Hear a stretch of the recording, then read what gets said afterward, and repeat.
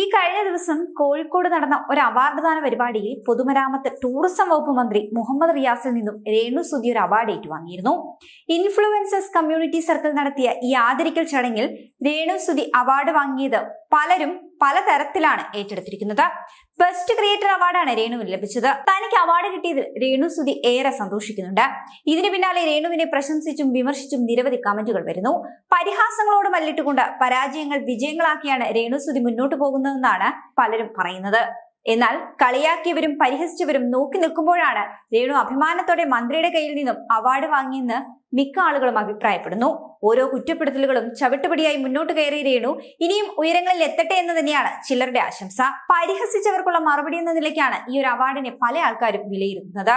നിരവധി ആളുകൾ രേണുവിനെ അധിക്ഷേപിച്ചും ശരീരപ്രകൃതിയെ പരിഹസിച്ചും സാമൂഹിക മാധ്യമങ്ങളിൽ കമന്റ് ഇടുന്നത് പതിവായിരുന്നു. എന്നാൽ പക്ഷേ ഇതിനെയൊക്കെ പുല്ലുപോലെ അവഗണിച്ചുകൊണ്ടാണ് രേണു ഈ ഒരു അവാർഡ് നേട്ടത്തിന് അർഹയായിരിക്കുന്നത്.